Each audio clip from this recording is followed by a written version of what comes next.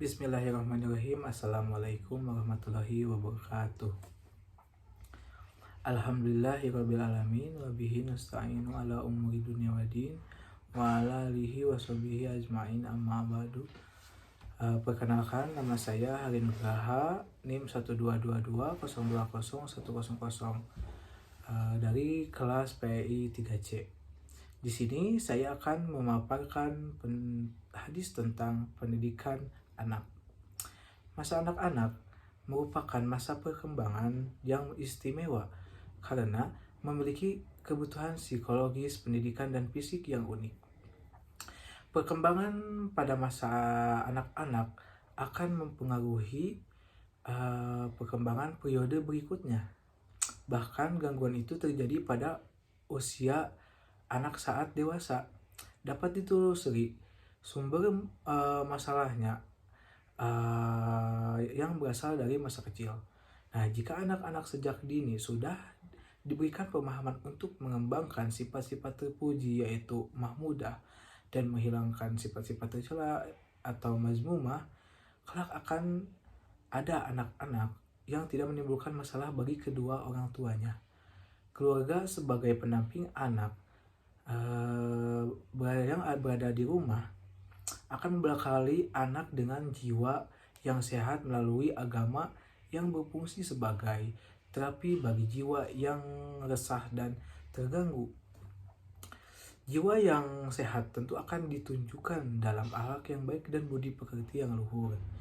Kajian hadis sebagai bagian dari kerja akademik merupakan suatu hal yang berkembang dalam sejarahnya. Pesantren merupakan lembaga non-formal yang mengkaji hadis, tetapi saat ini hadis tidak hanya dikaji di pesantren, namun di perguruan tinggi. Nah, pernyataan ini menunjukkan bahwa kajian hadis berkembang dalam beragam ranah. Umat muslim memiliki dua pedoman untuk menjalani hidup, yaitu Al-Quran dan hadis ataupun as-sunnah. Nah, hadis merupakan perkataan, perbuatan, dan ketetapan dan persetujuan dari Nabi Muhammad SAW. Nah, yang dijadikan landasan syariat Islam, hadis mengandung banyak pembelajaran dalam kehidupan sosial sehingga patut dijadikan sebagai pedoman hidup. Diperlukan pendidikan hadis yang mendalam agar digunakan sebagai petunjuk menjalani kehidupan dunia. Di sini saya akan mengambil salah satu hadis yang berbunyi waqala alaihi salatu wassalamu lianna yu'adaba rajulu waladahu khairu lahum min an yatasaddaqo biso'in, yang artinya Nabi Muhammad SAW bersabda, seseorang mendidik anaknya itu lebih baik baginya daripada ia mensodakohkan setiap hari satu sok. Hadis riwayat At-Tirmizi. Nah, untuk penjelasan hadis ini sudah jelas bahwa mendidik anak itu sangat baik karena bahwasannya pendidikan sangat penting dan manusia telah diberikan akal sebagai modal untuk berpikir. Akal membuat manusia berbeda dengan makhluk lainnya. Nah, ada pendapat seorang yang berpandangan bahwa pendidikan sebagai salah satu kebutuhan hidup. Fungsi sosial, bimbingan, dan sarana pertumbuhan pendidikan berperan sangat besar sebagai bimbingan dengan hasil pendidikan dalam etika tingkah laku dan sifat dasar setiap manusia untuk menghadapi kehidupan sosial. Metode yang dipakai untuk pendidikan anak dalam proses pembelajaran yang dilakukan oleh Rasulullah SAW selalu menggunakan metode yang beliau nilai paling baik. Metode yang dimaksud harus tepat sasaran, sesuai dengan tingkat pemahaman peserta didik, pembelajaran yang mudah dipahami dan mudah diingat.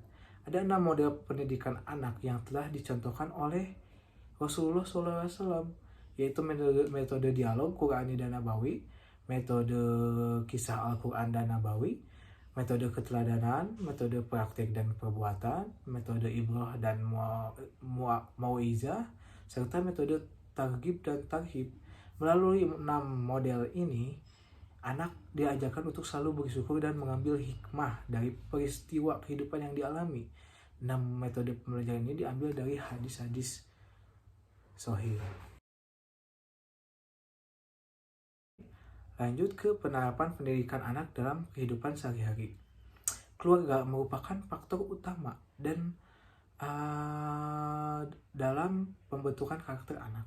Orang tua sebaiknya mempunyai banyak waktu bersama anak. Orang tua harus memiliki strategi menumbuhkan ketauhidan dalam diri anak untuk mengenalkannya pada Sang Pencipta. Harapannya anak hanya menyembah kepada Sang Pencipta, yaitu Allah Subhanahu wa taala. Begitupun dengan upaya membangun akhlak dan kepribadian yang baik. Anak akan mencontoh dan memperhatikan apa yang mereka lihat dan dengar dari setiap keseharian orang tuanya. Dapat diambil kesimpulan, pendidikan sangat penting bagi pertumbuhan dan perkembangan anak. Pendidikan berperan sebagai bimbingan. Pendidikan diharapkan mampu merefleksikan etika, tingkah laku, dan sifat mendasar setiap anak untuk menghadapi kehidupan sosial. Proses pendidikan anak yang dilakukan oleh Rasulullah SAW selalu menggunakan metode yang beliau nilai paling baik. Metode yang dimaksud dilakukan dengan perincian tepat sasaran sesuai dengan tingkat pemahaman seorang anak. Pembelajaran yang mudah dipahami dan mudah diingat. Sekian dari saya. Mohon maaf bila ada kekurangan. Wassalamualaikum warahmatullahi wabarakatuh.